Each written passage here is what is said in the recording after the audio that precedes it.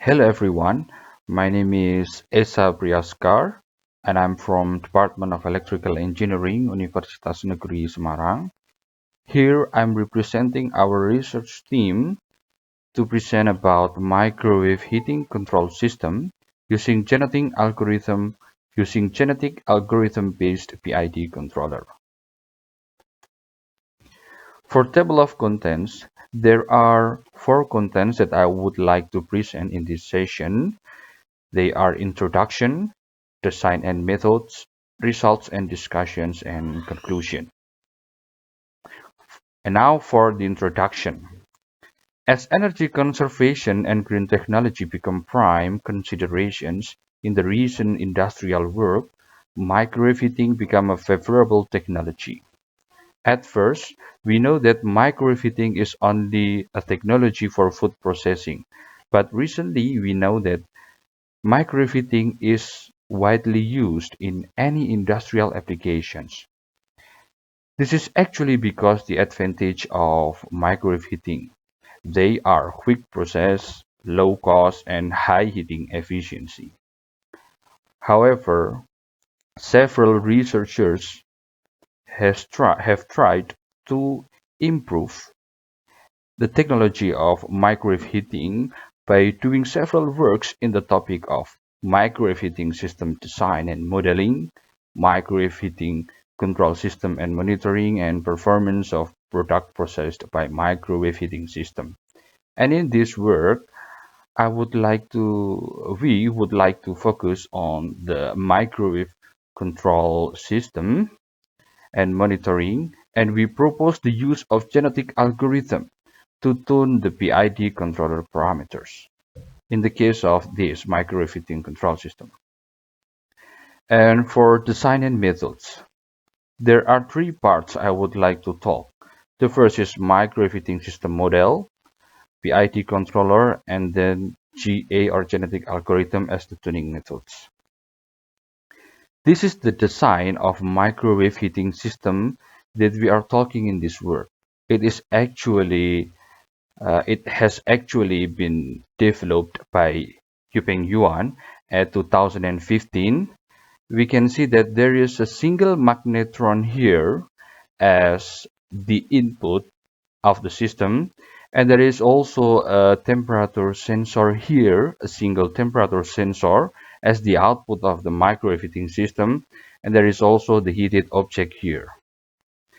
And to represent the dynamics of that model, Yupeng Yuan used autoregressive with exogenous variable model as shown in the screen. Now we talk about the PID controller used in this research. As common controller used, as common PID controller used, we have three parameters here: Kp, Ki, and Kt. And these two blocks here show that PID controller used in this research is actually in the form of a discrete feedback controller. And the whole simulation here, we conducted the simulation in MATLAB environment.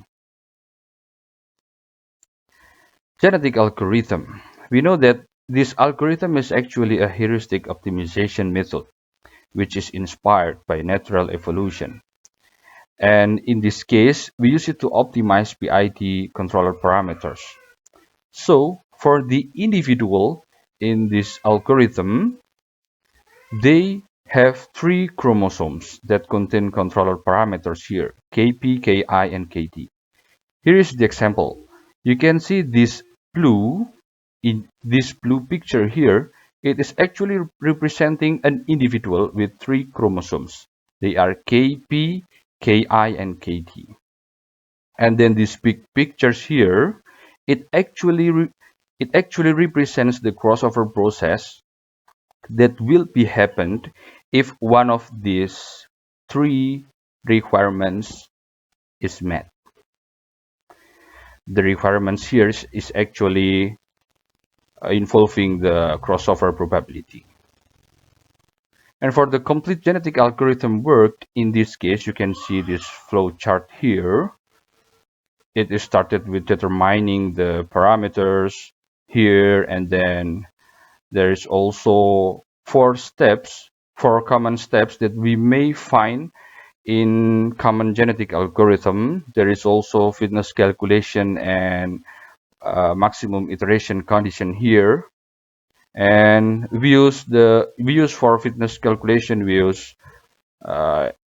involve the integral absolute error here, and we also store best individuals on each generation based on fitness value. Now, results and discussion. First, we try to determine the most suitable parameter for population and generation size.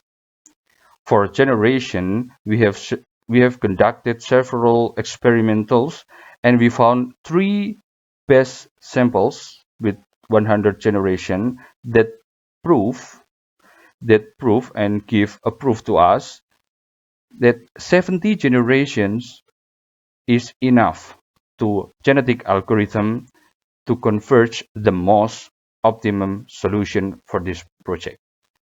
And for the population, we found that 15 population is good based on our trial error method here. We can see that the 15 population is the first sample here, that it reached 2030 as the highest fitness value in these samples. Now for the performance evaluation of the genetic algorithm, best fitness value of each generation. We can see that this figure talks that our genetic algorithm works well because through the generations, the fitness value has an increasing trend.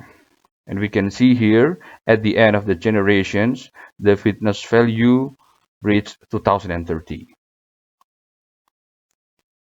Now we can see from the trajectory temperature case.